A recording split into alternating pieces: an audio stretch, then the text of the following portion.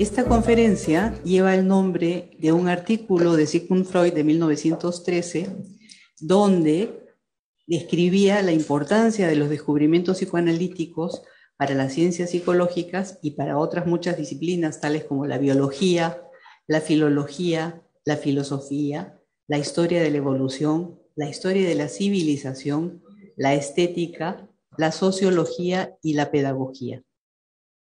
En este último campo, Freud remarcaba la necesidad de que la pedagogía tuviera un conocimiento profundo del alma infantil y reconociera la importancia de los deseos, productos mentales y procesos evolutivos de los niños, en particular de la sexualidad infantil y de sus manifestaciones psíquicas y somáticas. Hoy,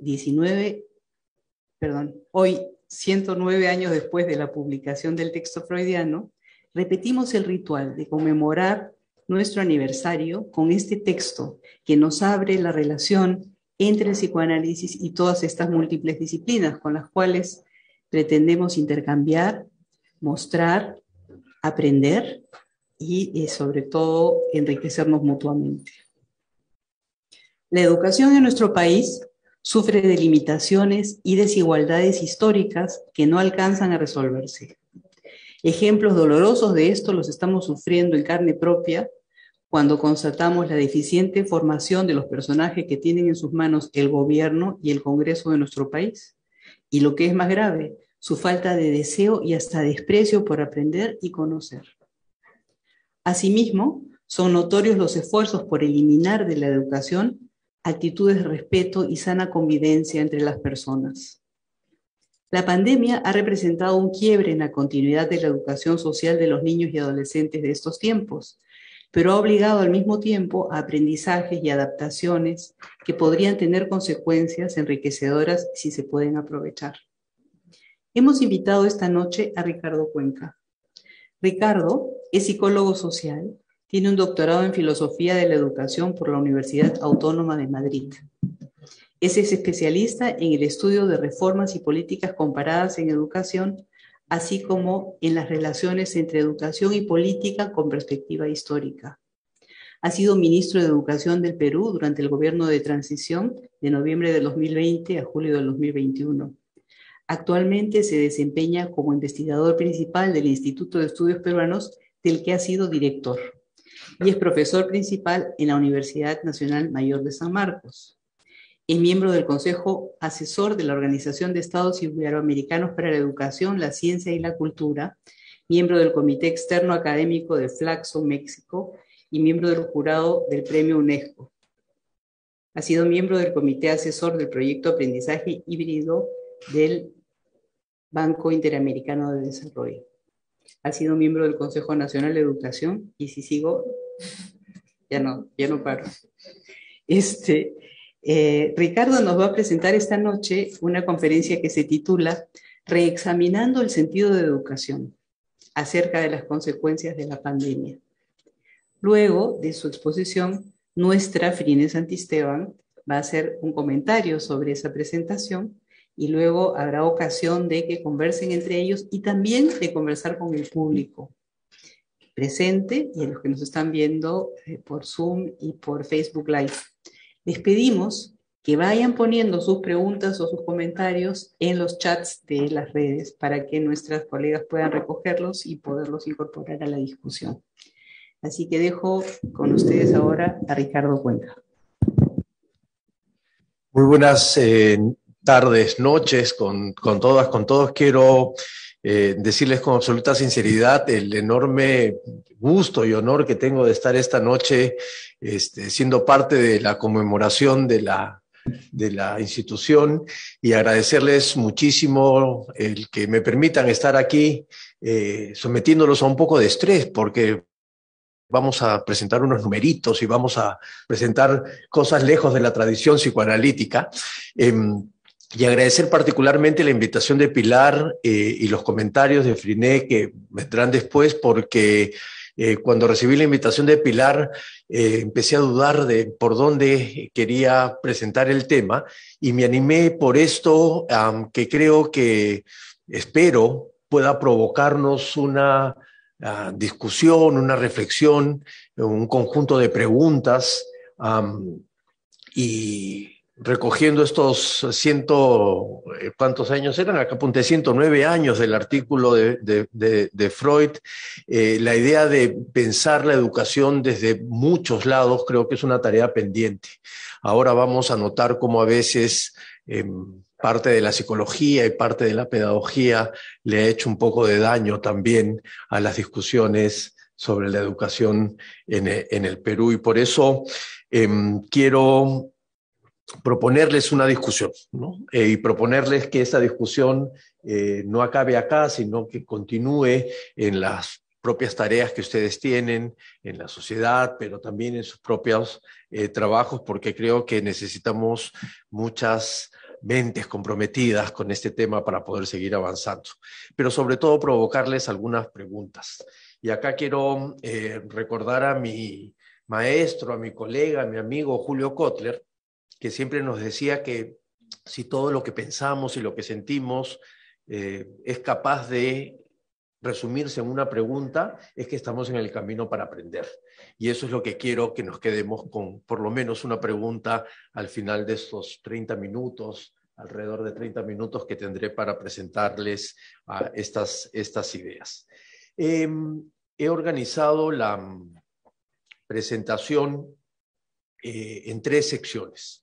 Una primera, irrenunciable para las ciencias sociales y para la educación, que tiene que ver con el contexto, y que tiene que ver con un contexto ahora particular, producto de la pandemia, para luego pasar a la propuesta central, que tiene que ver con por qué estamos como estamos en el campo educativo, y lejos de la explicación coyuntural, quiero proponerles el que podamos mirar con una perspectiva histórica el momento en el que hubo un quiebre en la historia de la educación, de las políticas educativas, de las reformas educativas hace ya algunos años, que terminó dibujando el camino que siguió la educación a partir de ese giro educativo.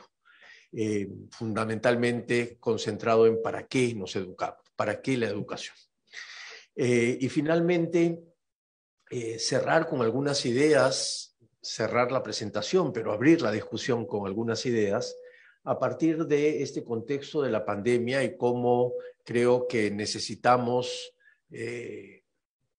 como dice el subtítulo de la presentación y el texto escrito que pronto tendrán, que tiene que ver con esta idea de curarnos de este dolor enorme que nos ha dejado la pandemia.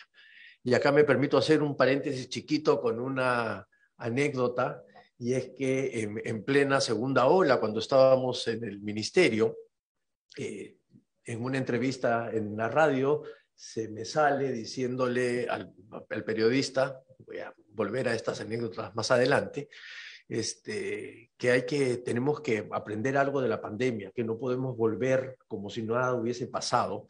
Y entonces le dije, porque es la única manera de exorcizar esta pandemia. Después mi jefa de comunicaciones al final me dijo, ¿cómo se te ocurre decir exorcizar la pandemia? Y le dije, bueno, se me salió. Y eso es lo que quiero compartir con ustedes. Quiero empezar diciéndoles que efectivamente, seguramente, cada uno de nosotros tiene una idea respecto de la situación crítica que tiene la educación en el país. Cualquiera sea la perspectiva, la posición en la que lo diga, estamos claros que hay una situación crítica, hay una sensación que la educación está en problemas. Ahora, como producto de la pandemia, o ahora como pasa con el gobierno de la educación. Independientemente de los problemas del Ejecutivo o de los problemas del Congreso, hay una sensación de minusvalía, de crisis, de problema. Pero estamos corriendo el riesgo de que estos problemas sean atribuidos única y exclusivamente o principalmente a la pandemia. Y creo que allí hay que tener un cuidado particular, porque podríamos engañarnos, podríamos buscar salidas que no terminen de darnos la solución, atribuyéndole solamente a la coyuntura unos problemas que, como bien mencionó Pilar en su introducción, son mucho más antiguos que lo que creemos.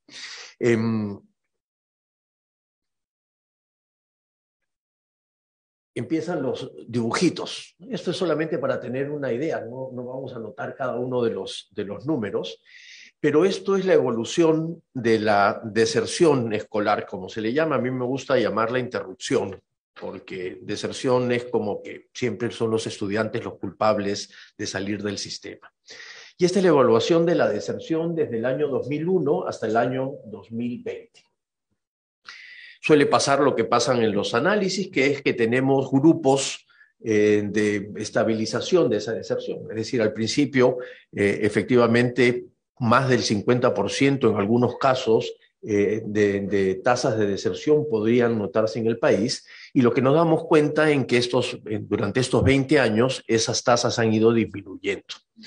Sin embargo, nos damos cuenta que la última barrita del año 2020 se parece mucho a la del 2019, y se parece mucho a la del 2018, y se parece mucho al del 2017. Y acá les cuento otra anécdota. En una entrevista, una periodista en la televisión me dice, muy alarmada, como suelen estar los periodistas últimamente: ministro, ¿cómo es posible? ¿Qué vamos a hacer con estos 255.000 chicos que han abandonado la escuela por culpa de la pandemia y del Estado que no les da, y la conectividad, y la foto de los niños con el celular buscando alguna conectividad? ¿Cómo es que es posible? ¿Por qué? ¿Qué es lo que tiene que hacer el Estado que nunca se ha enfrentado a esto? Y le dije lo mismo que tendríamos que haber hecho en el año 2019, cuando no hubo pandemia, en donde hubo 219.000 estudiantes que dejaron el sistema educativo. No fueron los 252 de la pandemia, pero fueron 219.000. Y solamente la pandemia hizo poner un reflector, colocar un reflector delante de un problema muchísimo mayor. Es verdad que con la pandemia la educación inicial, por ejemplo, se vio más afectada y entonces se duplicó el nivel de deserción, pero en el caso de la secundaria disminuyó, porque una primera alerta era que los jóvenes de la secundaria, allí donde tenían posibilidades de conectividad, por cierto, tenían una frecuencia mayor de asistencia a sus clases virtuales que haciéndolas presenciales. En el caso de los niños de 3, 4 y 5 años sobre todo, el asunto era mucho más difícil que para los jóvenes de la secundaria. Y entonces, esta especie de nostalgia por el pasado que siempre sucede, ¿no? Mi colega y amiga Carmen Montero en el IEP, en el instituto, está hace años obsesionada con seguir el rastro de por qué las personas dicen la educación de los años 70 era mejor que la que tenemos ahora. Las personas mayores dicen, no, la de los 50 era mejor que la de los 70, y así, cuanto más viejos le preguntamos, más atrás nos vamos en este ataque de nostalgia.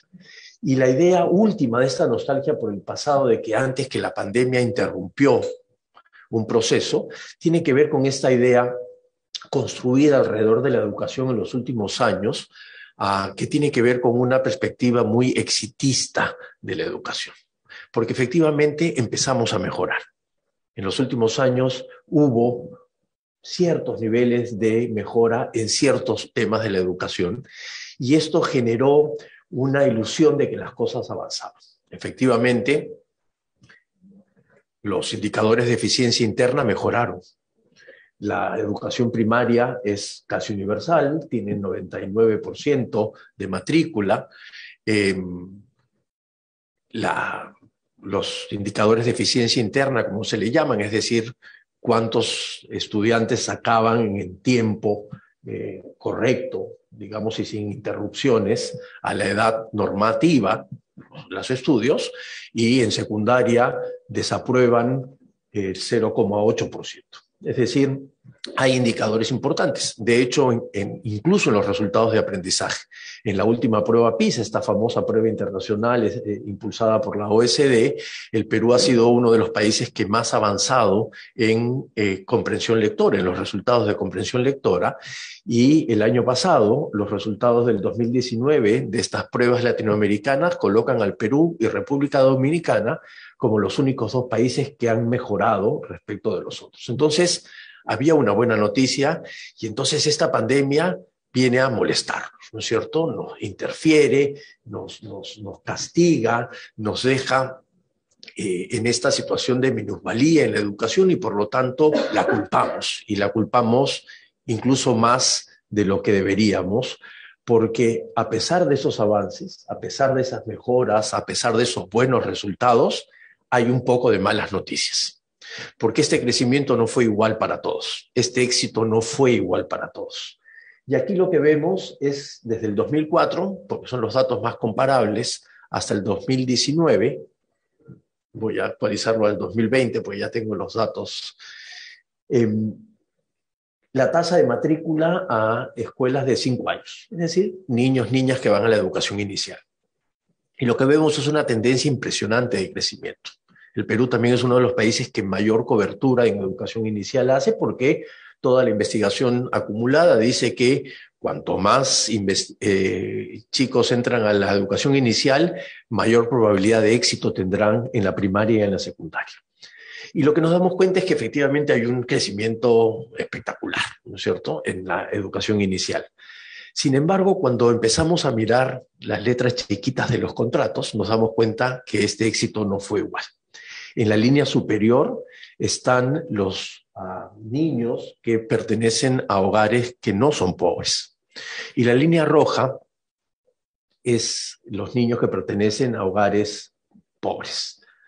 Y hay una enorme diferencia. Hay una brecha que, a pesar de que ha aumentado, sigue estando diferenciándose de los pobres y los no pobres, por debajo del promedio incluso. Es decir, todavía no hay un beneficio para estos niños y para estas niñas que pertenecen a familias pobres en el Perú. O si lo vemos en la secundaria, estos son los resultados de aprendizaje y vemos esas líneas rojas con rayas y sólidas en rojo que tienen que ver con la cantidad de chicos que están en los niveles más incipientes del aprendizaje, que no logran aprender ni siquiera las competencias básicas. Las barras más grandes son las que pertenecen a los chicos que están tanto en matemática como en nuestra escritura, en los niveles socioeconómicos más bajos de la familia o en las zonas rurales. El promedio nos dice que hemos mejorado, pero nuevamente, cuando vamos haciendo una serie de cortes, nos damos cuenta que esta mejora ha sido una mejora desigual. Finalmente, cuando vemos la tasa de asistencia a la educación superior, lo que nos damos cuenta es que efectivamente la educación superior en el país, ahora muy de moda por la reforma y la contrarreforma, tuvo una expansión enorme en los últimos años en el país. Sin embargo, en la línea roja nuevamente encontramos a una población que no se ha beneficiado de este crecimiento, que es los jóvenes que viven en zonas rurales. No van a la educación superior, no van a la universidad y en algunos casos van a algún tipo de instituto técnico o un instituto pedagógico, que es donde se forman a los maestros o a las maestras. En síntesis, y solo para terminar con esta sección, hay ahí muchos estudios acumulados en el último tiempo que muestran que hay muchas desigualdades históricas, pero persistentes en el país. Y sobre todo, hay dos tipos de características que deberían llamarnos la atención y que cuando uno las muestra, este éxito relativo de la educación empieza a diluirse. Uno primero, que cada vez somos más segregados. Hay colegios de pobres para pobres, de ricos para ricos, de urbanos para urbanos, dentro del urbanos, de urbanos marginales para urbanos marginales, y toda la acumulación de estudios que se tiene es que allí donde no hay una combinación de estudiantes distintos, no se logra no solo la ansiada democratización por la cual hay la educación, sino que tampoco el efecto par funciona y por lo tanto cualquier forma de segregación supuestamente está condenada o condena a los estudiantes, mejor dicho, a tener muchas menos probabilidades de éxito educativo. La segregación escolar por cualquier tipo, ¿no es cierto? Los colegios solo para hombres, solo para mujeres, los colegios, salvo el caso de colegios religiosos, que tienen, digamos, una aproximación particular al asunto donde hay mucha segregación de cuestiones religiosas. Entonces, la segregación es un tema que refleja las desigualdades, que está presente y que ha ido aumentando y que ahora empieza a notarse. Y lo segundo es que hay una especie de condena, una condena de aquellos que nacen en algunos hogares con algunas características que no van a tener posibilidades de éxito. Lugares en zonas rurales, pobres, con madres que no terminaron la escolaridad, más que los padres. Si tienen alguna discapacidad, será un elemento más, y entonces hay una especie de gran maldición alrededor del tema. Si naces con estas características, va a ser muy difícil que puedas tener algún nivel de éxito educativo.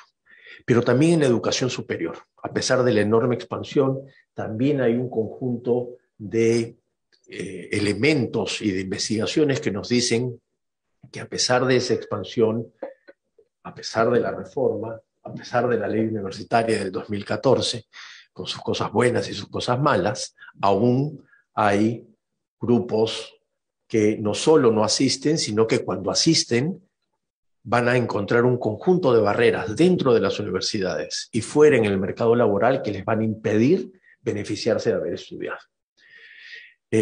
Porque hay un conjunto de elementos estructurales que acompañan la educación, con lo cual se pone en tela de juicio esta idea de que la meritocracia es en sí mismo el mejor organizador de la vida social.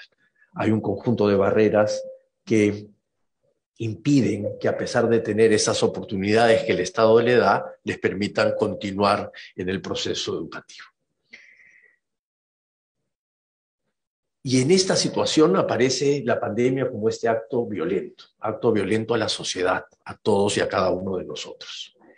Y entonces nos muestra todas estas desigualdades educativas. No solo no te podías conectar, sino ahí donde te conectabas, las familias tenían un celular y ese celular lo usaba la mamá para trabajar y los 3 hermanitos para poder hacer las clases, o mandar un WhatsApp del profesor que tenía que hacerles las tareas de Aprendo en Casa, o como una visita que hice cerca al penal de Lurigancho, como fracasó la idea de bloquear las antenas, le bajan la intensidad a las antenas en general y las casas que están enfrente se quedan sin poder conectarse. Entonces, hay un conjunto de elementos claros, educativos, que son viejos y que la pandemia muestra, pero que no son responsabilidad de la pandemia.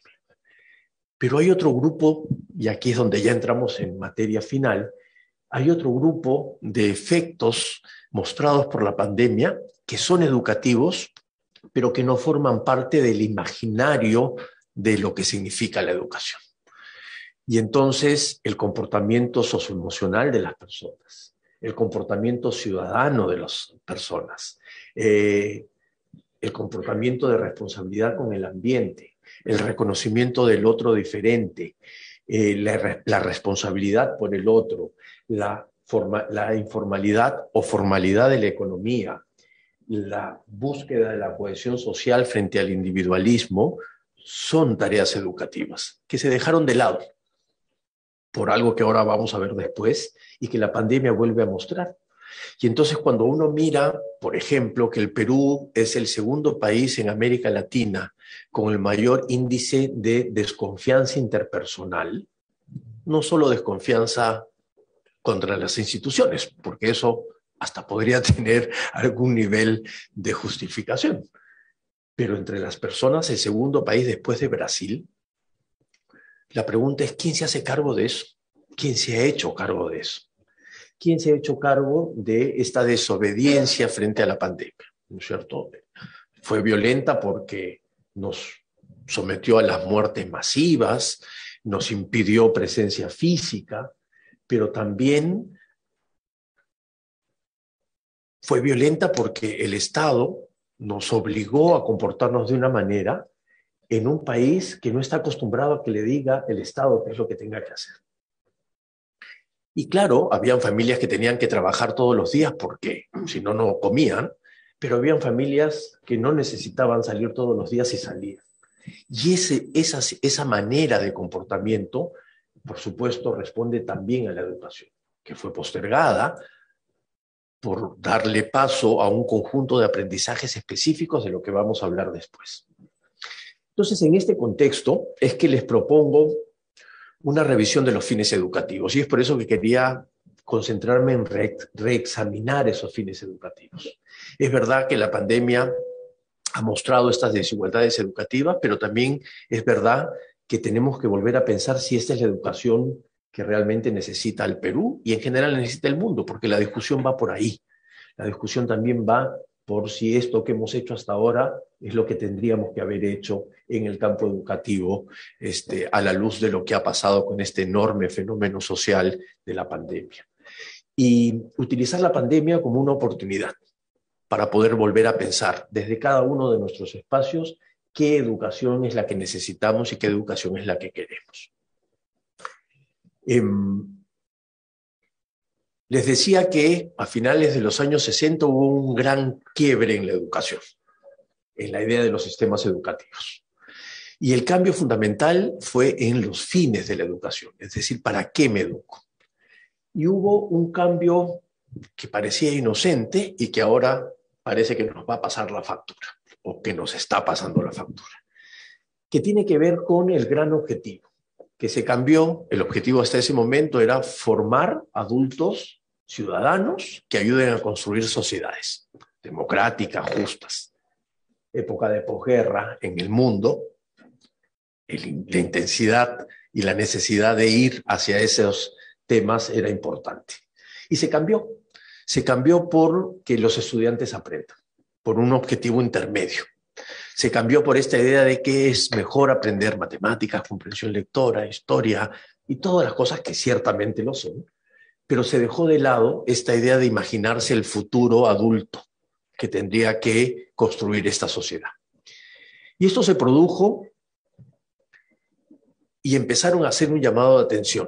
Y esto que está acá y que aparece en el texto, que ya conocen, Ney, Pilar, como epígrafe, creo que es una muy buena síntesis de esta conferencia en Radio Hesse que Theodor Adorno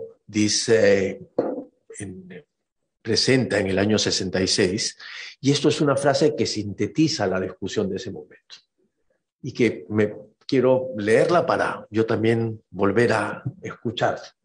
Y dice que la tesis principal y a la vez el desafío mayor de la educación, año 66, es lograr que Auschwitz, como campo de concentración, no vuelva a existir. Y esto es un enorme llamado de atención para decir si la educación, que en ese momento se tecnologizaba cada vez más, se concentraba en aprendizajes, estaba perdiendo de vista este gran objetivo del adulto superior. Claro que el contexto lo empujaba. Contexto, por supuesto, de una apuesta geopolítica por la modernización, la famosa fórmula de industrialización más educación igual desarrollo, ¿no es cierto? Todos los países entramos en eso. El Perú también. Recordarán las reformas odristas, iban en este camino. Pero además aparece lo que Habermas llama esta conciencia tecnocrática, ¿no es cierto? El poder de la ciencia y la ideología termina siendo el gran organizador de la vida social. Nada puede pasar sin el resultado y el valor de la ciencia, nada puede pasar sin el avance de la técnica y la tecnología.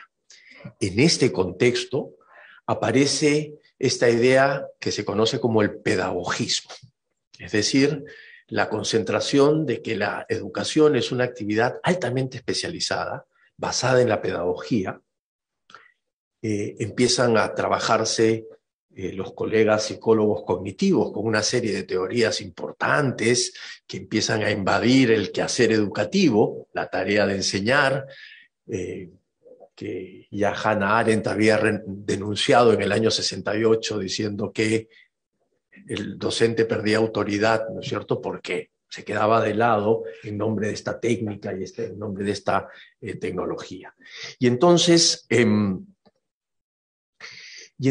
aparece esta idea de pedagogismo con algunas ideas que quiero compartir con ustedes. Esta primera idea, denunciada también por Hannah Arendt, hacia finales de los 60, diciendo que la pedagogía había renunciado a su tarea de formar personas y lo que estaba era concentrándote en desarrollar capacidades específicas en los estudiantes.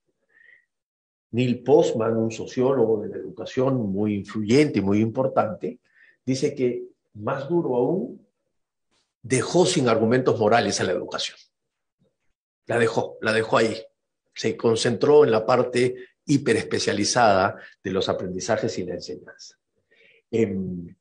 Quien acuña esta idea de pedagogismo es una muy importante pedagoga sueca, que no es muy querida por sus colegas pedagogos, como nos imaginaremos, porque dice que se cedió al método.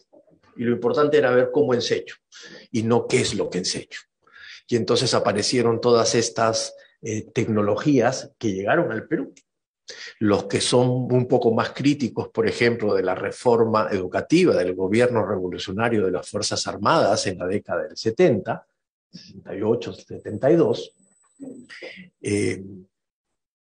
dicen que esto fue eso, ¿no es cierto? Y por eso el fracaso de la reforma para muchos, porque fue una reforma altamente tecnocratizada, basada en los métodos, aun cuando había el ideal del hombre nuevo y el libro azul, seguramente algunos lo recordarán en el campo educativo.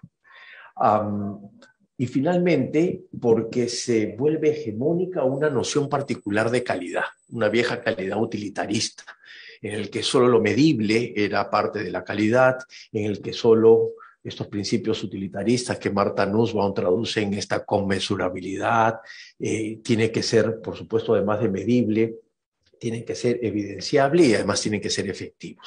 Y estos principios renovados utilitaristas de finales del siglo XIX entran en la discusión académica, tanto es así que se vuelve la noción hegemónica de calidad. Cuando uno pregunta a las familias, sin importar su procedencia, nivel socioeconómico, nivel de instrucción de los padres, la calidad educativa está asociada a cuánto rinden en algunas materias particulares del currículo, particularmente en aquellas que se evalúan, como vamos a ver más adelante. Entonces, esta discusión del pedagogismo postergó este cambio de objetivo, ¿no es cierto? Esta idea de ese futuro adulto ciudadano, algunos anti-niñólogos le dicen,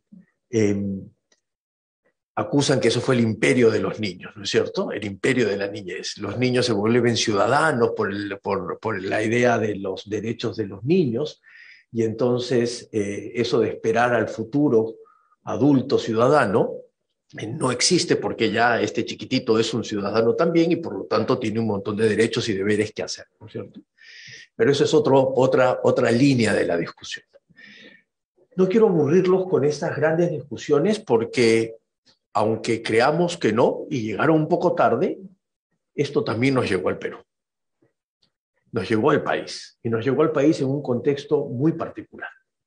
En un contexto en el que el gobierno peruano en ese momento, con Alberto Fujimori en la presidencia, inicia un proceso de reforma educativa muy exitoso.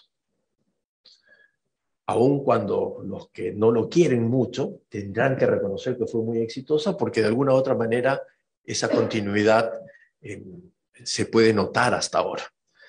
En el año 93 se publica un diagnóstico, el diagnóstico general de la educación, impulsado por el Banco Mundial y por un conjunto de organismos internacionales.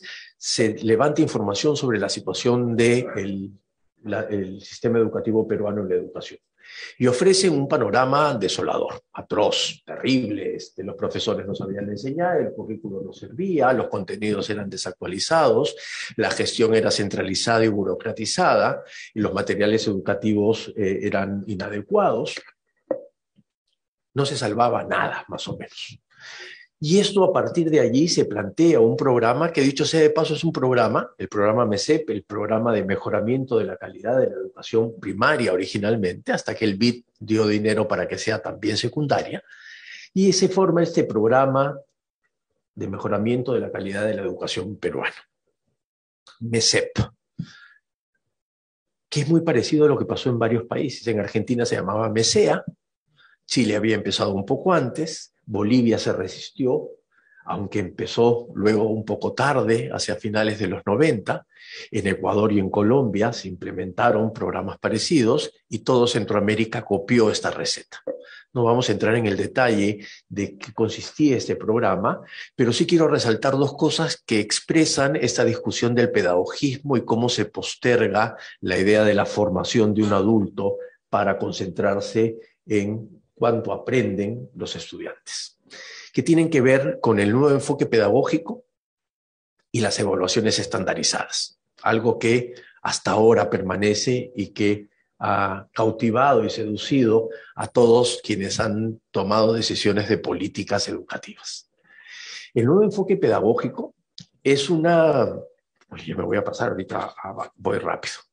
El nuevo enfoque pedagógico es una aproximación conceptual inventada en el país, creada en el país por los funcionarios del ministerio en ese momento, que estuvo basada en fundamentalmente dos corrientes que eran hegemónicas en ese momento.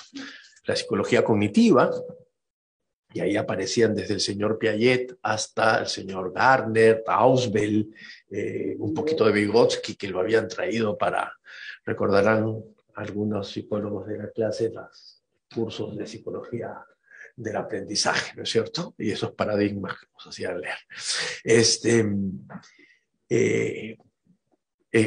Y además con eso las teorías constructivistas, ¿no es cierto? Es decir, que el aprendizaje era un proceso de construcción, que no era la vieja idea del siglo de las luces, que el niño no es un odre vacío que llenar, ¿no es cierto? Porque trae aprendizajes de la casa y que hay que explotar.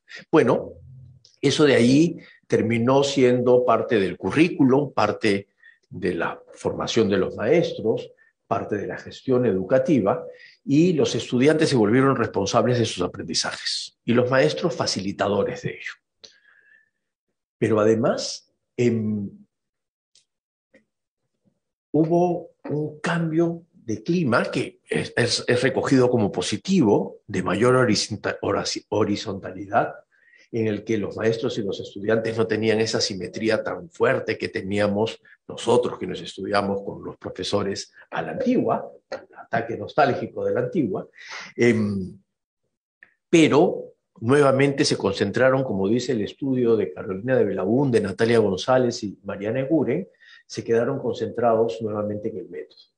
No hay tiempo para esto, pero les podría contar una enorme cantidad de observaciones de aula que hice en la que la fase de los levantamientos de conocimientos previos, se llamaba, era el momento del jolgorio en la clase, muy divertida, los chicos se divertían. Cuéntenme, ¿qué es esto? Una papa. El profesor sacaba una papa. Y decía, ¿qué pasa con la papa? Mi mamá hace puré. El otro niño gritaba, se compra en el mercado, sí. Hay de varios colores y de varios tamaños. Y claro, terminaba ese momento y el profesor regresaba a su pizarra para seguir hablando con la papa. El método nuevamente invadía un poco la noción de la enseñanza. Y finalmente las evaluaciones estandarizadas. En el Perú empezaron en los 90, como en muchos países, hasta ahora continúan, se suspendieron por la pandemia, pero las evaluaciones estandarizadas lo que dieron es una información de shock y nos mostraron una cara que no queríamos ver. Oye, los chicos no comprenden lo que leen, no pueden resolver problemas matemáticos. Y las pruebas nacionales, las pruebas regionales de la UNESCO, las pruebas internacionales de PISA, empiezan a mostrar eso y de alguna manera sacude a los sistemas educativos y entre ellos al sistema educativo peruano con el enorme riesgo de haberse concentrado en trabajar solo para ello. Y entonces el cuestionamiento a las mejoras es si es que no se mejoró porque había que evaluarlo, ¿cierto? El entrenamiento para las pruebas, las moratorias curriculares. Finalmente, fue tanto el poder, es tanto el poder de las evaluaciones estandarizadas que terminan siendo las que guían las reformas educativas. Y entonces cualquier argumento que tengo para modificar la educación tiene que estar respaldada, entre otras cosas, en principalmente los resultados de estas evaluaciones. Las críticas que le hacen es que no solo es eso, que la educación y la calidad de educación no puede restringirse única y exclusivamente a los resultados de unas pruebas de ciertas materias del currículo. que tendríamos que buscar una manera mucho más amplia para poder mirar si efectivamente la educación está cumpliendo con su cometido. Pero además porque empezó a generarse efectos de competencia y por los incentivos. ¿No es cierto? Si sigue un poco el tema educativo, desde hace algunos años Moquegua es la región estrella de los resultados en educación. Hay varios estudios que explican por qué. Pero además de Moquegua, el segundo está Arequipa, a veces Tacna, a veces Lima, y todos los años hay una competencia por ver quién llega al primer lugar en esos resultados, interrumpidos por la pandemia, pues no se toma. Entonces, toda esta situación de la manera como entiendo la educación, de haber puesto los objetivos en esto, ha mostrado, como les decía, un conjunto de elementos que deberían hacernos pensar en los fines de la educación. Y por eso quiero terminar con estas propuestas de curarnos, como le digo yo, en dolor. He cambiado la idea de la exorcismo de la pandemia. En un texto que nos pidieron los colegas de Penguin Random House, Jorge Bruce decía que lo que había movilizado todo el tiempo en la pandemia había sido el miedo. Yo osadamente decía que no, que había sido la incertidumbre, ¿no es cierto? Y esta idea de no saber qué pasaba ahora y qué pasaba más adelante. Pero no podemos no hacer nada con eso. Y la propuesta entonces es ver cómo aprovechamos ese enorme dolor causado por la pandemia, esa demostración de las desigualdades educativas, pero esa demostración del fracaso de la educación en otros aspectos de la vida social de las personas, para empezar a imaginarnos una nueva educación. Una nueva educación con una discusión de primer orden. De primer orden en el sentido de renovar la idea de los fines de la educación. Es verdad que los fines tienen que concentrarse en los aprendizajes. Es verdad, uy, hay como ya vamos a acabar, eso creo que es un aviso para ir acabando. Es verdad que debemos seguir concentrándonos en eso. ¿Qué pasa con las otras funciones sociales de la educación? Con la formación de esto que tanto se habla ahora de los aspectos socioemocionales de los estudiantes, del ejercicio ciudadano de las personas. Es verdad que no tengo que volver a traer la vieja discusión interrumpida en los 60 respecto de qué es lo que quiero finalmente lograr con la educación y con los sistemas educativos. ¿No es acaso también un momento necesario como para poder volver a mirar la noción de calidad educativa? Es verdad que la calidad es eso solo que se puede medir, que se puede prever, que se puede buscar como eficiencia, o hay otras cosas de la calidad educativa que también nos hacen, por ejemplo, romper con esta terrible estadística publicada hace pocos meses, en el que casi el 50% de los jóvenes peruanos de entre 18 y 21 años estarían dispuestos a aceptar un gobierno autoritario en algunas circunstancias. Sumado a este nivel de desconfianza interpersonal. ¿Eso también es calidad educativa? ¿No podemos acaso preguntarnos por ello? O finalmente preguntarnos si no tenemos que rediseñar estos sistemas educativos, si no tenemos que pensar la formación de los maestros, si no tenemos que pensar en los contenidos curriculares, si no tenemos que pensar en cómo se ha gestionado y se ha gobernado los sistemas educativos y nuestro sistema educativo. Pero también unas de segundo orden, que son unas discusiones actuales que tienen que ver con esta noción de moda de la educación híbrida. Es decir, la incorporación de la tecnología dentro de los procesos educativos. Esta idea que se habló tanto del aprendizaje autónomo, bueno, ahora era el momento para probar el aprendizaje autónomo. Y sin embargo, todos seguían pidiendo menos autonomía, probablemente por la situación de incertidumbre. Termino con una anécdota más diciendo, me reúno con unos profesores y le dicen, ministro, tenemos una pregunta, gracias por venir, en una provincia en la Amazonía peruana. Dígame, ¿cómo evalúa a los estudiantes ahora en pandemia? Entonces le dije, primero preocupémonos para ver cómo les enseñamos y luego para ver cómo los evaluamos. porque no vas a poder evaluar nada si no han aprendido nada, ¿no es cierto? O no has hecho el esfuerzo por hacerlo. Entonces, creo que hay que flexibilizar procesos y que este es el momento para hacer. Yo quiero terminar cuando hace, creo que como 15, poco más, 20, capaz, sí, 20 años, para un trabajo entrevisté a varias personas y entre ellas a entrañable maestro Luis Jaime Cisneros. Y entre otras cosas le pregunté a Luis Jaime que qué era para él la tarea de la educación. Y me respondió esto que se me ha quedado grabado.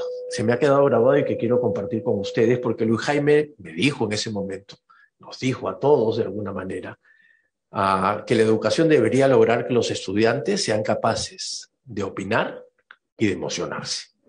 Muchas gracias.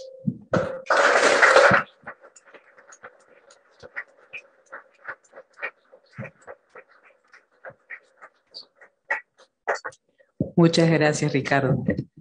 Voy a darle la palabra a Friné Santisteban. Friné es psicóloga licenciada de la Universidad Católica del Perú y egresada de la maestría en estudios teóricos en psicoanálisis de la misma universidad. Es psicoanalista, miembro de la Sociedad Peruana de Psicoanálisis, de la Federación Psicoanalítica de América Latina y de la Asociación Psicoanalítica Internacional. En nuestra sociedad es la creadora de la Secretaría de Comunidad y Cultura, que existe desde su gestión. Ella es la primera secretaria de Comunidad y Cultura de nuestra sociedad y en esa capacidad ha desarrollado múltiples funciones y actividades y participa también muy activamente en la Directoría de Comunidad y Cultura de la Federación Psicoanalítica de América Latina. Le he pedido a Friné comentar el trabajo de Ricardo, así que Friné, te escuchamos. Gracias. Voy a leer. Estamos nuevamente reunidos, reafirmando el múltiple y creciente interés no solo del psicoanálisis, sino de la SPP en los asuntos de la cultura y la sociedad. Somos una institución concernida por los grandes temas y preocupaciones de nuestro país, y la educación es una de ellas. Permítanme antes traer a la memoria a tres queridos colegas que ya no están, para quienes la educación en diversos sentidos era materia de sus inquietudes y objeto de sus aportes. Marcos Geiler, María Ángela Canepa y Jorge Cantor. Estoy segura que estarían complacidos con las reflexiones de esta noche. Desde Freud, la educación ha sido de interés para el psicoanálisis. En nuestro medio fue Marcos Geiler quien más trabajó el tema, preocupado especialmente por los docentes. Actualmente, la agrupación Psicólogos Contigo, cuya creación la SPP impulsó, está elaborando un proyecto de prevención de violencia contra la niñez a través de la escuela. Tenemos entre nuestros miembros profesores universitarios con larga trayectoria y sobre todo apasionados con la enseñanza, que también la despliegan en nuestro instituto. Y además, aunque pocos aún, también están con colegas con mucha experiencia como docentes en colegios de primaria y secundaria, cuyas reflexiones son un aporte en nuestros espacios de discusión. A pesar de ello, yo me quedo todavía con la sensación de que como institución tenemos mucho por aportar al tema de la educación en nuestro país. Ricardo Cuenca nos propone reexaminar el sentido de la educación tras la pandemia. Este ejercicio de pensar lo vivido nos es muy cercano como psicoanalistas. Aprender de la experiencia significa considerar la fuente de lecciones, una gran maestra en ciernes, siempre y cuando incluyamos un proceso, un método y sobre todo, diríamos nosotros, un aparato para pensar, para digerir, y en una dimensión pública siempre y cuando haya voluntad política para aprender de esa experiencia. Supone un trabajo de elucidación, disposición a compartir vivencias, a cambiar, a hacer conjeturas para darle la bienvenida a nuevos contenidos y pensamientos. La pandemia es una experiencia de la que estamos recién emergiendo. Lo que hoy podemos decir es necesariamente preliminar. Estamos todavía atravesados por el dolor, el desconcierto y el miedo. Con tantos muertos y pérdidas, con tantos paisajes vaciados, espacios constreñidos y tiempo robado, estamos aquí con la ilusión de que la COVID vaya perdiendo su fuerza y ante la urgencia de hacer trabajos de duelo en plural. Ricardo nos sugiere para hablar de la educación una mirada histórica, para así ver mejor su complejidad. Nos advierte el riesgo de culpar a la pandemia de algo que viene de lejos. Los efectos de la crisis de la educación los vemos en los niños, niñas, adolescentes aburridos, sin ganas de saber, de aprender, en los jóvenes que terminando estudios superiores no logran hacer de lo recibido herramientas para forjarse un porvenir, en los docentes agotados, desconcertados sobre su rol y cada vez más desprestigiados y poco valorados por la sociedad. Pero creo que esos efectos también alcanzan a la viabilidad democrática de nuestro país y su propio desarrollo. El mito de la educación como medio de movilización social que fue tan fuerte en la mitad del siglo pasado hoy nos parece lejano. Casi podría decir que la educación ha perdido valor como capital simbólico. Concluir estudios universitarios no es garantía de provisión de mejores condiciones de existencia. Y la prueba, otra vez, es el enorme número de jóvenes sin poder incorporarse al empleo. Como señala Ricardo, el éxito se queda en la burbuja de quienes comparten las mismas oportunidades. El exministro nos dice, casi en clave de interpretación psicoanalítica, y cito su texto, un dato contundente. Comillas, sucede que hemos preferido mirar únicamente nuestro reflejo de éxito, negándonos a vernos en ese otro espejo que nos devuelve la incómoda imagen de las desigualdades. Y es que en el Perú aprendimos más rápido y mejor a mejorar los aprendizajes académicos que a reducir las desigualdades educativas. Cierro comillas. Siempre será más fácil mirar lo que de exitoso podemos mostrar, especialmente en un tiempo en que el mandato social atribuye al éxito un valor tan grande que lo convierte en paradigma, sin contemplar cómo se logra y si en el camino quedan personas excluidas o vistas como sobrantes. También sabemos de la fuerza de la renegación, mecanismo psíquico inconsciente por el cual una porción de la realidad ante nuestros ojos no es vista, porque la borramos. Y las desigualdades, como las discriminaciones que hacemos, pero también de las que somos objetos, suelen ser esos puntos ciegos, objetos de renegación. Cuando se combinan con intenciones conscientes, políticas, económicas, de ocultar realidades para obtener ganancias, estamos ante actitudes cínicas, muy dañinas. Que en el Perú del siglo XXI aún sean muchos los niños, niñas, jóvenes sin acceso a la educación básica de calidad, debería ser considerado un escándalo. Generalmente devienen adultos prematuros, cuya energía se desgasta en estrategias de supervivencia, lejos de saber que la educación es un bien público y que tienen derecho a ella. Mujeres rurales, indígenas y pobres, según nos cuenta Ricardo, son las personas con menos años de estudio. No es casual que sea una población semejante a la que describió la CBR en su informe final como la más afectada por el conflicto armado interno, solo que en este caso se resalta que se trata de mujeres. Viejo mal nacional, la desigualdad, fruto de la injusticia y de la incapacidad e ineficiencia del Estado para ser realmente inclusivo. Saber que la deserción escolar no es tan grande como en décadas pasadas y que ha mejorado la comprensión lectora de los alumnos nos alienta. Ojalá que eso que leen y ahora parecen comprender sirva para hacer patria, para sentirse partícipes de un, ya no diré proyecto que suena muy lejano, sino tal vez de una imagen, de una escena colectiva, un espacio de posibilidad que albergue encuentros entre diferentes pero con iguales derechos, para convivir con menos violencia, con menos odio. No digo nada nuevo si afirmo que la crisis de la educación es también la crisis de la sociedad. Se retroalimentan. Se podría decir que la una es causa y efecto a la vez de la otra.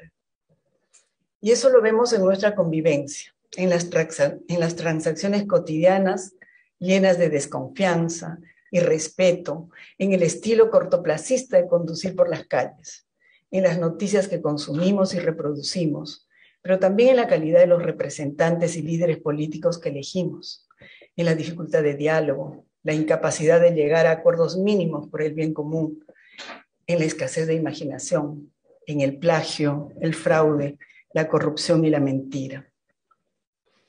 Ha sido elegido como máxima autoridad de la nación un profesor rural. y creo que en alguna medida, por lo menos en ciudades fuera de Lima, ha sido elegido por ser profesor rural. Podemos considerar esto como algo revelador de eso que sabemos y no queremos aceptar. Asistimos a discursos y prácticas del presidente y otras autoridades que denuncian por sí mismos el estado dramático de la educación pública en nuestro país. Pero la crisis de la educación pública no se acaba en ella, impregna a la sociedad. Voy a citar a Marcelo Viñar, que dice: hoy la expansión de la enseñanza privada fomenta la homogenización de las tribus, donde solo se encuentra y dialoga gente como uno mismo. Esto constituye la raíz temprana donde germina y prospera la fragmentación societaria y declina la diversidad en nuestros vínculos cotidianos. Por otro lado, la escuela como representante paradigmática de la educación es blanco de muchas expectativas que la agobian. La hacemos objeto de idealización imaginándola omnipotente y al mismo tiempo la denigramos. Es flagrante la diferencia entre las exigencias que se le hace y el escaso apoyo que recibe. Ya decía Freud que junto a gobernar y psicoanalizar, educar era tarea imposible. Es interesante constatar que se necesita educación para valorar la educación, para verla con mirada amplia y juzgar sus criterios de eficacia más allá del éxito y el dinero que puede generar. Sabemos que la escuela y la familia son espacios simbólicos de donde confluyen o más bien se intrincan los procesos de constitución del psiquismo y de construcción de la subjetividad. Es cierto que buena parte de la vida de un ser humano transcurre, si logra insertarse en el sistema educativo, en las aulas, pero se tiene la falaz idea de que la educación termina cuando lo hace la formal. Pensar la educación como proceso inacabado, permanente, como marco donde se transforman todos los actores, nos podría hacer más abiertos para comprometernos con el destino de la educación. Hace falta sentirnos parte de la comunidad educativa y no solo mientras somos alumnos o padres de familia, porque en ello está en juego la sociedad que construimos. Hace falta que el Estado asuma su obligación, que las instituciones principales de la sociedad inviertan en ella no solo dinero, también interés, ilusión, entusiasmo. Hace falta trascender esa ubicación del ciudadano como cliente y del funcionario como vendedor de la que habla Streeck. Los psicoanalistas sabemos, por quienes nos consultan, del lugar que ocupan en la mente y en la vida de cada quien el salón de clase, los maestros y compañeros. Lamentablemente constatamos cómo la escuela puede ser un lugar de mucho sufrimiento a causa del descuido y el desamor en sus distintas manifestaciones. El castigo físico, la violencia sexual, el bullying, el racismo, el rechazo por razones de género u opción sexual, y otras formas de violencia simbólica, o la manera callada y cotidiana de generar culpa, vergüenza, humillación. Ricardo nos invita a repensar el sentido de la educación. Se me ocurren 4 puntos que esbozo rápidamente. Creo que no es posible pensar la educación, como tampoco el psicoanálisis, sin la idea de futuro, sin la confianza en la capacidad humana de cambio, transformación, crecimiento, reparación. Y esto va a contracorriente de lo que Ricardo constata, que la inmediatez se apoderó de la vida social y de la educación. Poner el acento en el futuro no significa desconocer el presente y tampoco la continuidad con el saber acumulado por la humanidad. Ya decía Morán de la educación, que es a la vez transmisión de lo viejo y apertura de la mente para acoger lo nuevo.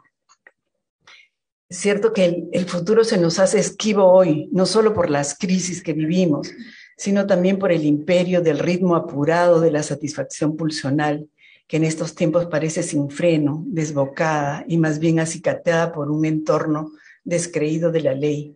Satisfacción que evita la postergación, el después, que es el tiempo del esfuerzo y de la sublimación. Creo que no es posible pensar el sentido de la educación sin revisar su relación con la sociedad que imaginamos. En uno de los episodios de Conexiones, nuestro espacio de diálogo sobre temas de la cultura, Fabián Ramos, colega con muchas horas de maestro de aula, proponía pensar a la educación como agente reparador de una visible fragmentación social en nuestro país y sostenía que la escuela tendría que ser el espacio por excelencia para cultivar la empatía, el respeto, la tolerancia.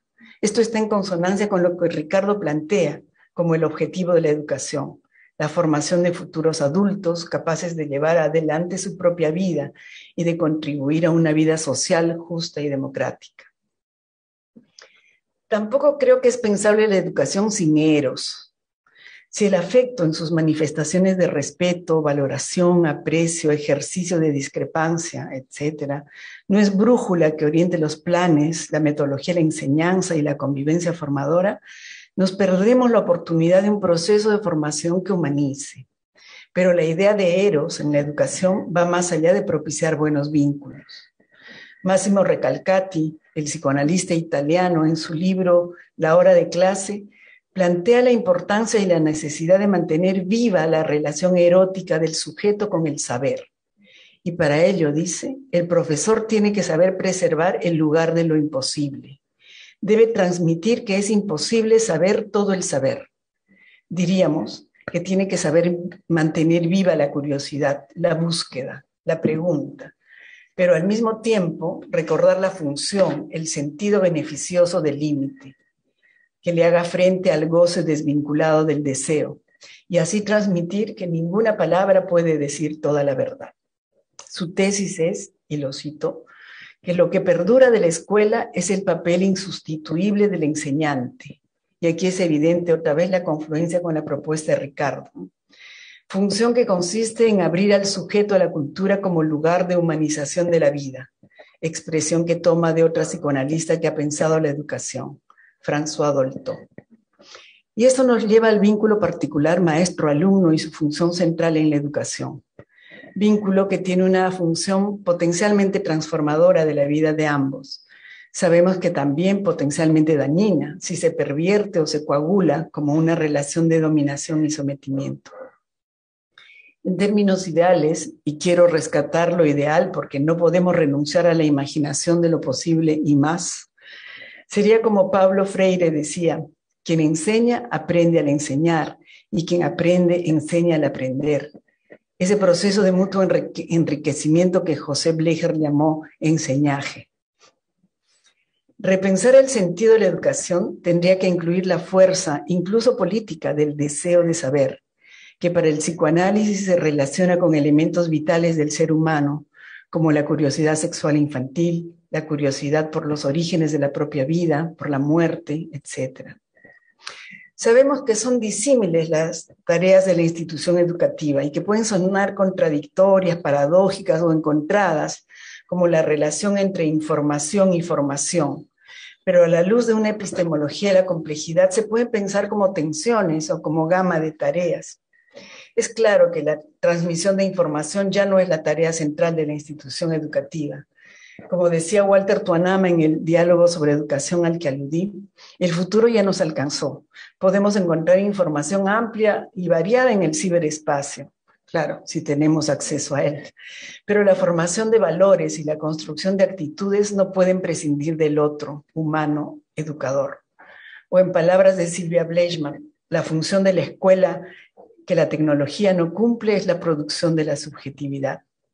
Se trataría de ayudar a metabolizar la información que viene de distintos lados. Finalmente, creo que otro elemento importante para repensar el sentido de la educación es recordar una función clave, la de constituirse en tercero, que acerca la ley, ya que incorpora al sujeto a un orden simbólico social. La escuela saca al niño, la niña, del ámbito estrecho y endogámico de la familia. En algunos casos se ofrece como espacio que aporta oxígeno frente a una familia asfixiante. Quiero terminar citando ya no a un psicoanalista, sino a un maestro. Dice, debemos preocuparnos por la formación del peruano, la peruana, por el modo como construye en el intercambio social sus valores, su pensamiento, sus afectos y prioridades, su lenguaje, su ética, sus rencores y sus odios, su gratitud y sus sentidos para apreciar las creaciones culturales, sus costumbres, y entre ellas una que resulta fundamental para la arquitectura de la sociedad peruana, su preferencia por la paz. Constantino Carvalho. Gracias.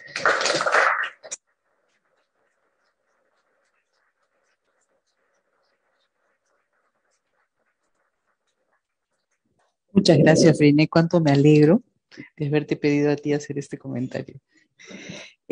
Ricardo, no sé si quieres reaccionar un poco a lo de Friné. Quizás también alguien de los presentes quiera decir algo. No sé, pero aquí están los micros abiertos. Solamente agradecerle la generosidad con la que ha leído esas páginas preliminares, felizmente mejoradas con sus comentarios, y eso, sentirme muy halagado de pensar que se puede armar una discusión. Muchas gracias, Friné, por la, insisto, generosidad con que has leído esas páginas iniciales que, gracias a tus comentarios, espero enriquecerlas. Así que muchas gracias.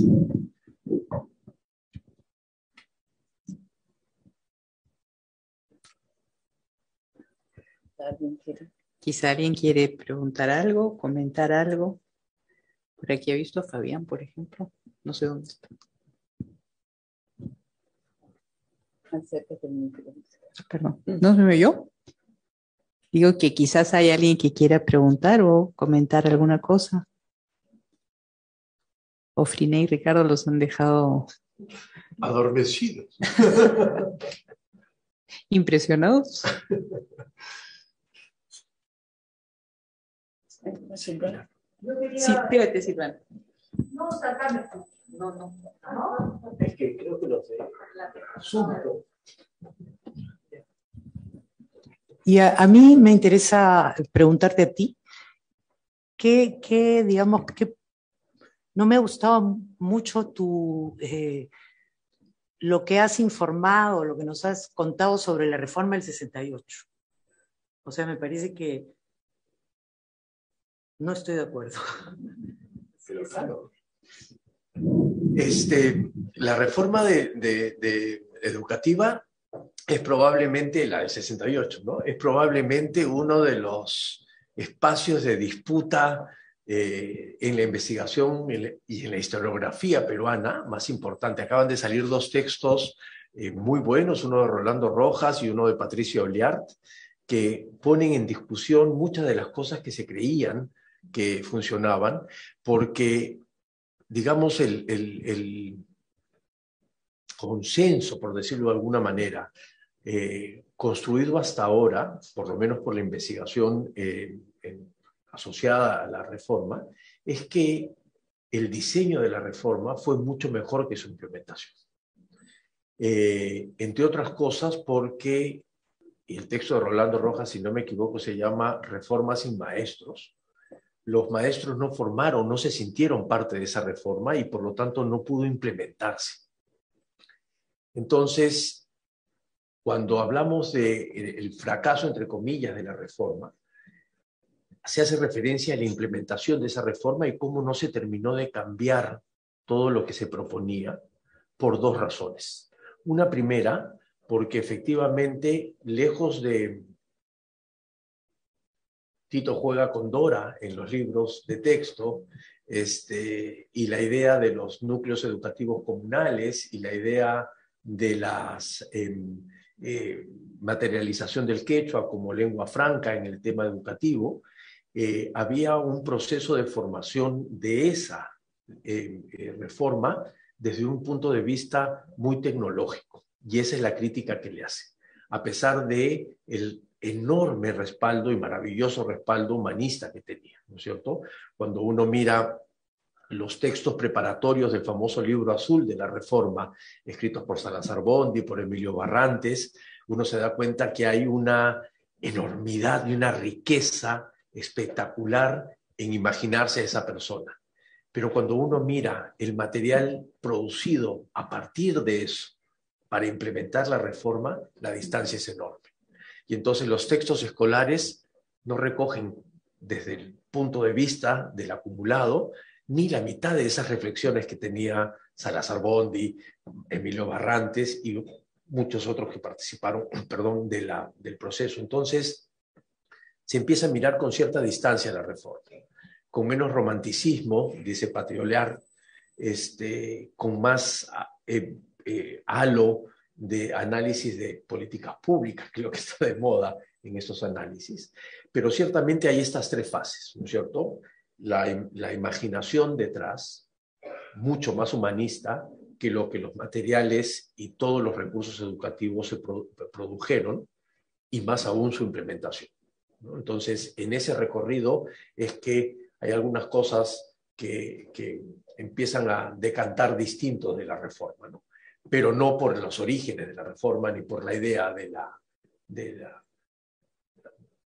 filosofía de la reforma, por decirlo de alguna manera, ¿no? Sino la manera como se transforma el sistema educativo y cómo se implementa finalmente. Claro, pero digamos, el resumen, a la locución no le dio, digamos, de reales. Probablemente fue injusto. Pero gracias por preguntarlo, porque ahora... Digamos, porque a raíz de ahí se empieza la escuela nueva. Digamos, la posibilidad de pensar la escuela de manera diferente. La idea de escuela nueva, pero no ninguna escuela nueva. Ese es el tema. Sí, claro, claro, porque hay un problema ya de implementación de maestros, y es más complicada la cosa, ¿no? Sí, pero claro, de acuerdo. Decía Tito Flores Galindo que discrepar es también una forma de acercarnos. Es cierto. Adelante. Primero, gracias a Pilar por la organización tan excelente, híbrida además, donde podemos estar presentes después de más de 2 años que hemos estado con el tema de la pandemia. Y además a recomenzar con un tema tan importante. Felicitaciones, Liné, por tu trabajo. Las palabras de Constantino me han emocionado al final. Y por supuesto la exposición de Ricardo ha sido excelente. Solamente quiero preguntar un par de cosas. La primera es, ¿qué pasa con la educación antes de la educación inicial? Ese espacio que le han llamado estimulación temprana, que es realmente fundamental en la conformación del ser humano. Y lo segundo es cómo introducir el psicoanálisis en esto que es la moda en educación, la autonomía educativa, que gracias a las tecnologías es el boom contemporáneo, ¿no? Entonces, gracias. Tenemos una pregunta para Ricardo y otra para Fine. Primero tú. Muchas gracias. Hay 2 posiciones respecto de la educación antes de la educación inicial escolarizada, digamos, que en el caso peruano, aunque entre comillas es obligatoria, no lo es, porque el Estado no ha podido dotar de suficiente educación inicial como para que sea tan obligatoria. Es decir, no hay nada que impide que un niño o una niña entre a primer grado sin haber seguido educación inicial, ¿no? Normativamente hablando. Pero aparecen 2 posiciones, 2 enfoques respecto a la educación inicial. Uno que dice que se necesita escolarizar esos procesos de estimulación temprana, es decir, formalizarlos, trabajarlos en aulas de 3 años y de 4 años. De hecho, hay países que tienen escolaridad de educación inicial desde los 3 años. En el Perú no es escolarizada, como muchos países de la región, pero hay un estímulo claro a que estos procesos no solo sean procesos de estimulación temprana, sino de formalización en un proceso educativo. Cambiar, Friné hablaba de Freire. Freire tiene un texto maravilloso que se llama Docente sí, tía no. Porque en Brasil le dicen tías a las profesoras de educación inicial, ¿no es cierto?, desprofesionalizándolas de alguna manera en este proceso. Y entonces, la idea es que se empiece a formalizar el proceso y no solo sea una estimulación temprana, sino que se generen un conjunto de aprendizajes.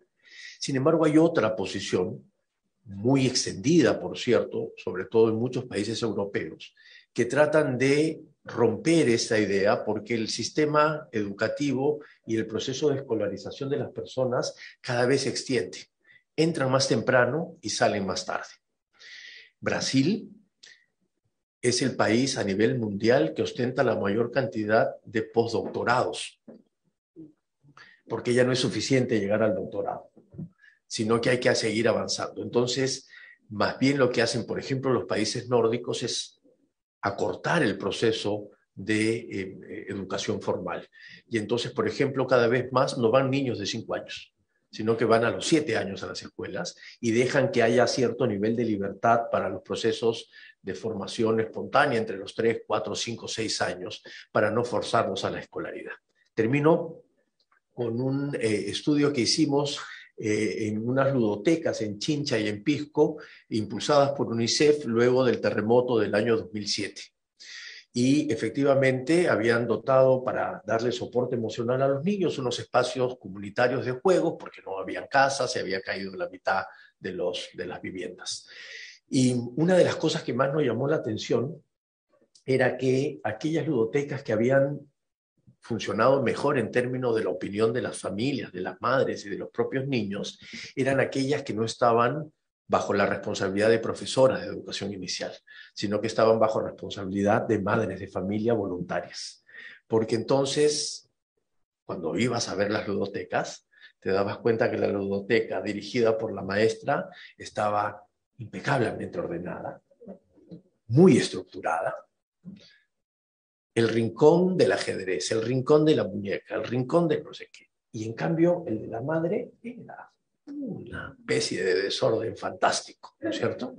Que cumplían con el objetivo final de generar un espacio de juego para los niños, para las niñas que estaban en esta situación de estrés posterior al terremoto, ¿no? Entonces, hay estas dos posiciones enfrentadas, una que formaliza más los procesos, y hay mucha evidencia que se acumula de investigación sobre la importancia de hacerlo, pero también hay otros que están yendo a contracorriente, diciendo que esto no debe formalizarse y que al contrario se debe acortar los procesos de educación formal, porque eso genera en el futuro mayores beneficios, ¿no? Entonces, en el país esa discusión todavía no ha avanzado tanto como quisiéramos, pero bien podría ser un espacio para empezar a discutirla por la importancia que tiene la educación inicial preescolar. Gracias. Fin. Te preguntabas cómo pensar desde el psicoanálisis esa educación autodidacta. ¿Te entendí bien? Bueno, tenemos que pensarlo. Tenemos aquí algunos colegas que trabajan en el campo de la educación, pero también tenemos experiencia nosotros de ser en parte autodidactas, también cada uno en el tema que quiera, en el tema de interés. Yo creo que ahora con la tecnología tenemos un mundo enorme que se nos abre, pero siempre tenemos que estar atentos a la relación con eso. Yo me imagino que una persona, un joven, un niño solitario frente al ciberespacio, responde de otra manera que otro que aprende encontrándose con compañeros, con otras personas, ¿no? Siempre va a depender de cómo se relaciona uno con ese objeto de conocimiento. Y ahí tenemos la particularidad de cada quien, pero de todas maneras creo que es un tema que nos cuestiona, ¿no? Definitivamente nuestra profesión en estos 2 años ha cambiado tanto. Antes no nos imaginamos con qué facilidad de pronto ahora atendemos pacientes, psicoanalizamos de manera virtual, ¿no? Es un tema, creo, a seguir pensando con mente abierta, pero reconociendo las diferencias también. De todos modos, yo creo que es imposible pensar una educación en el sentido tan amplio como estamos pensando de formación, de creación de subjetividad, sin la presencia de un otro, aun cuando sean esos objetos ya internalizados con los que uno dialoga cuando lee, cuando encuentra algo, ¿no? Bueno, gracias Ricardo, Friné, muchísimas gracias, Pilar también, gracias. Yo tengo una curiosidad como bien concreta, Ricardo, así que quiero aprovechar que estás acá, pensando también el futuros posibles para nuestro quehacer psicoanalítico. En tu experiencia y viendo también lo que has presentado y cómo te han presentado, tú tienes varias formaciones, podríamos decir, eres un interdisciplinario, si se puede decir, ¿no? Psicología, filosofía, carrera pública.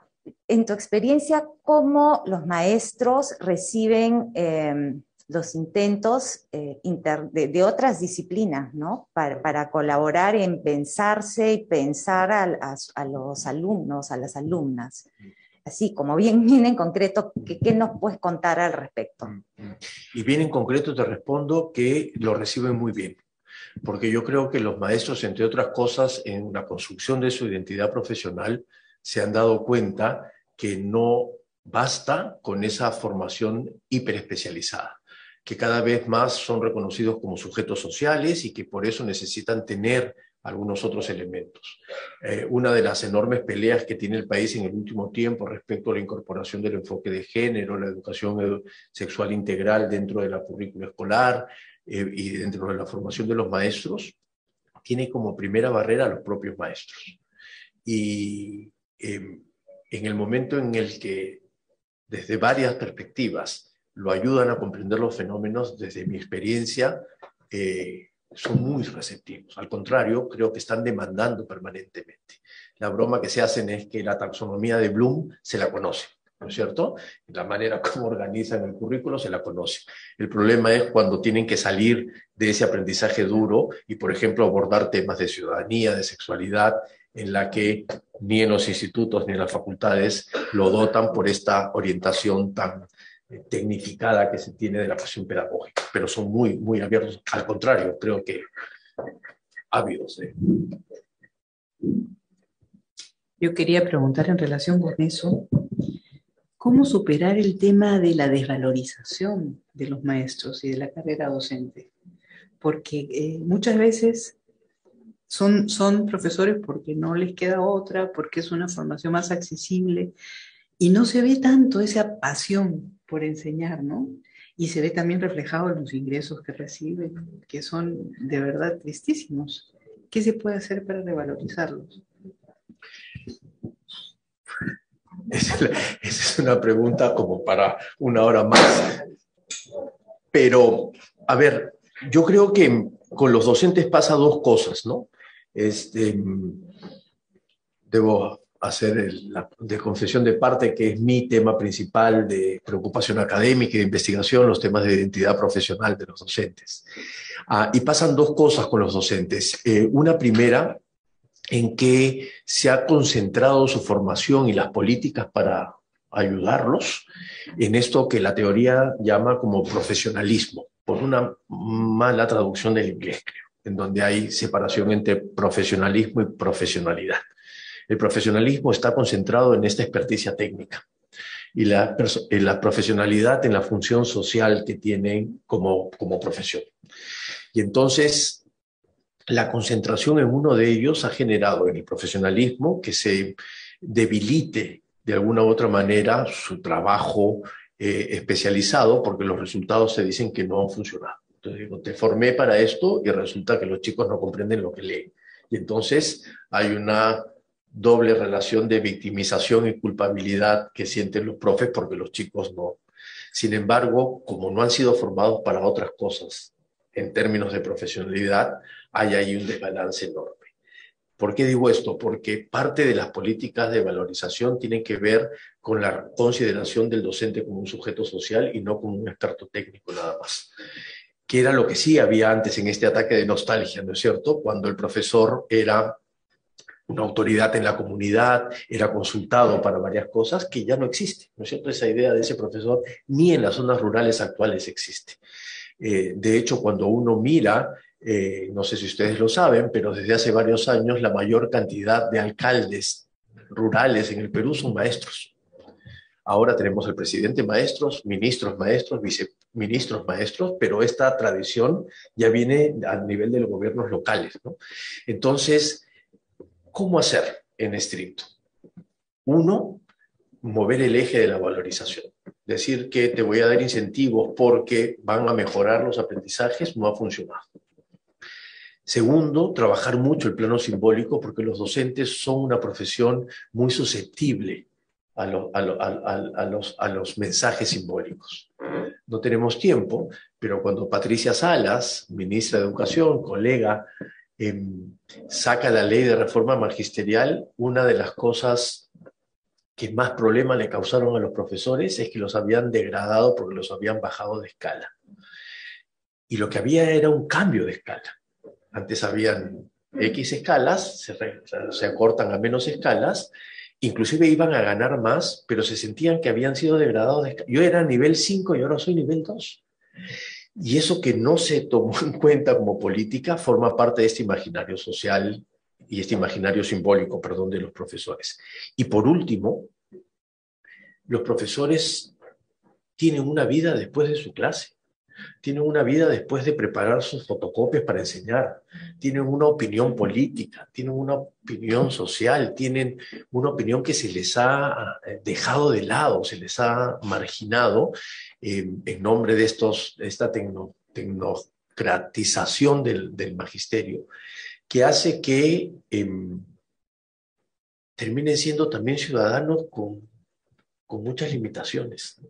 Y entonces valorar su condición ciudadana, valorar su manera, cómo se vinculan con la sociedad también es importante. Ya hay programas sobre eso. En el Perú algunas cosas empezaron a hacer, no muchas, pero pagarles más, cosa que está bien, no es suficiente para revalorarlos.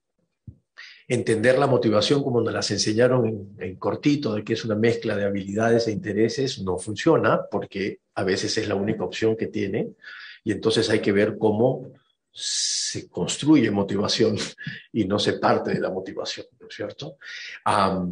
Y tercero es que todos nosotros, los que estamos acá y que formamos parte de la sociedad, tengamos en cuenta que esos personajes, que son los maestros, que son las maestras, son fundamentales para el desarrollo del país. Que no es solo para que los chicos aprendan, sino que ellos son parte fundamental de que este sea un mejor país, que tengamos una mejor sociedad, más cohesionada, más integrada y, por supuesto, con mejor vida democrática, con mayor tolerancia, con mayor respeto para el otro. Y eso es responsabilidad de los profes, no solo que aprendan algunas cosas particulares.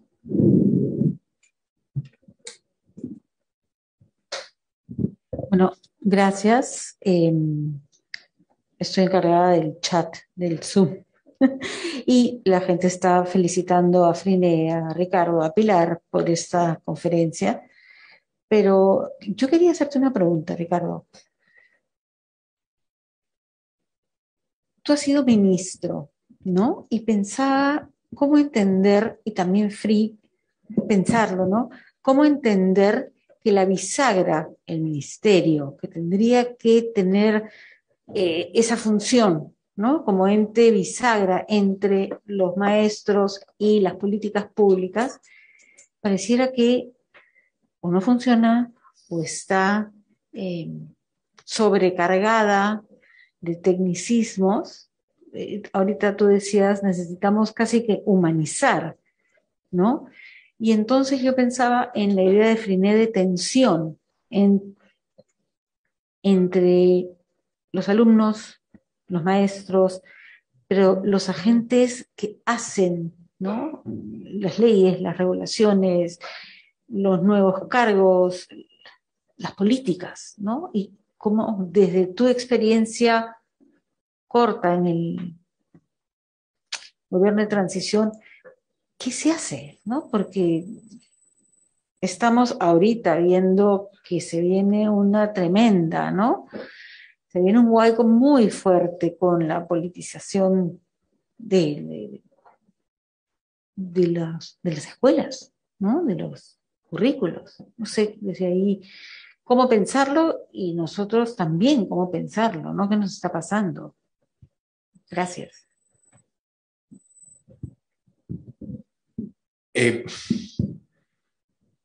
Yo creo que el éxito de las políticas públicas y las políticas educativas se basan en dos factores. Uno de ellos tiene que ver con el respaldo técnico, es decir, que estén bien hechas, que puedan efectivamente argumentarse y que tengan un respaldo que valga la pena. Pero uno segundo tiene que ver con la legitimidad social. Allí donde la política pública le hace sentido a la gente es donde la política pública permanece. De hecho, lo que pasa con la reforma universitaria y la contrarreforma universitaria forma parte de esto. Tiene un respaldo técnico que, por supuesto, puede mejorar, pero que es fácil de desarmar con argumentos, y es por eso que la contrarreforma no tiene muchos argumentos técnicos. Pero lo segundo que tiene es una gran legitimidad social. Hay 14.000 firmas casi, ¿no es cierto?, para poder presentar una demanda en caso la ley continúe. Entonces, pero esta lógica es una lógica que tiene que entrar al ministerio, al de educación y a todos. Porque los funcionarios de muy buena calidad que se mantuvieron, porque muchos han salido ahora en los ministerios, han sido formados fundamentalmente en esta parte técnica, ¿no es cierto? Esto que nuestro colega Eduardo Daryan llama estos tecnócratas del aparato público, ¿no es cierto? Y son realmente buenos cuando te pones a pensar cómo diseñan las cosas, cómo se les ocurren las ideas, pero en el momento en el que sale la parte política, es donde empiezan a darse cuenta que no funciona. En suma, no puede haber política pública, política educativa exitosa sin política. Y en el momento de hacer política, en el mejor sentido de la palabra, vas a poder lograr que haya cierto nivel de estabilidad. Yo fui el ministro número 10 en los últimos 10 años. Es verdad que con el gobierno de Humala hubo solo 2 ministros y cierta estabilidad, pero de ahí llegó la crisis política y desde el presidente Kuczynski hasta el presidente Sagasti fuimos 8. Y todos de alguna u otra manera, salvo uno que no estaba tan seguro, mantuvimos las principales reformas de este ciclo de reformas que hubo en el Perú: la reforma curricular, la reforma docente y la reforma universitaria.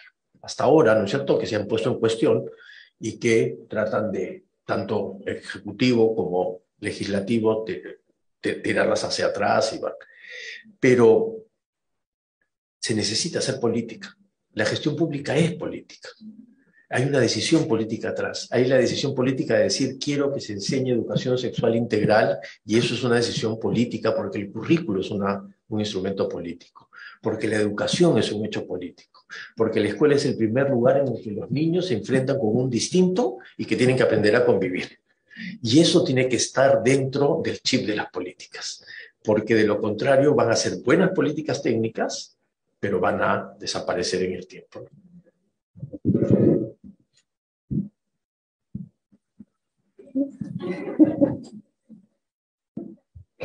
No, aprovecharé el micro para decir algo que me parece también importante. Yo he puesto el acento en los problemas, en la crisis de la educación, pero creo que es importante también reconocer los aportes de maestros, de técnicos de la educación, estas reformas. Estoy pensando, el Consejo Nacional de Educación ha elaborado un documento concienzudo, un proyecto educativo nacional al 2036, realmente de lo más integral, de lo más sugerente, con eso que de lo que estamos hablando esta noche, con imaginación, con deseo de hacer patria, ¿no? Y en su consolidación como proyecto ha movilizado a muchos ciudadanos en todo el país, así que por ahí hay un entusiasmo, ¿no? Ojalá. Sin embargo, claro, estamos viendo cómo en estos tiempos la educación en todos sus aspectos está sufriendo los embates de fuerzas políticas conservadoras e interesadas, ¿no? Entonces, por eso es que también yo quería poner el acento en que si nosotros no nos consideramos parte de la comunidad educativa porque ya dejamos de estudiar, porque ya nuestros hijos salieron de las instituciones o porque no somos maestros, estamos dejando un espacio, ¿no?, importante, porque ahí yo sí creo que se juega efectivamente el diseño del Perú que imaginamos y que queremos, ¿no? Gracias. Bueno, hemos pasado la 1:30 de reunión. Solo quería decirles que los mensajes que llegan a través de las redes son puras felicitaciones y agradecimientos a los dos. No sé si quieren decir algunas palabras para despedirse. Solamente gracias, Pilar y René, y a todos ustedes por haber tenido la decisión de poder venir un viernes a esta hora a escuchar sobre temas educativos. Solo me voy fortalecido de saber que hay un grupo de personas totalmente comprometidas con el tema educativo, que no forman parte del grupo normal de la famosa comunidad educativa, y me da muchísima alegría y muchísimo optimismo que las cosas pueden mejorar, y agradecerles también su generosidad por tener la disposición de estar aquí escuchándonos, y espero que podamos encontrarnos en algún otro momento para poder seguir pensando el Perú, como decimos en el IEP. Así que muy buenas noches nada más y muchas gracias.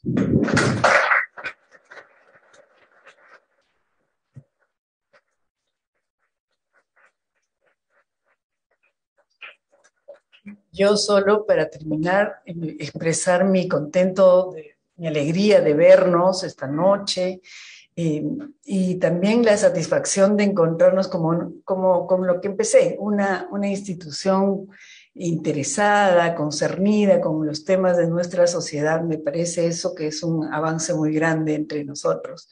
Me alegro mucho.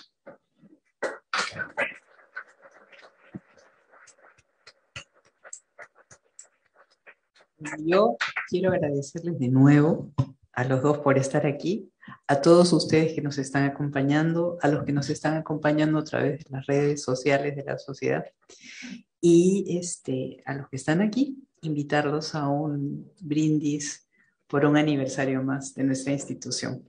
Muchas gracias y nos vemos.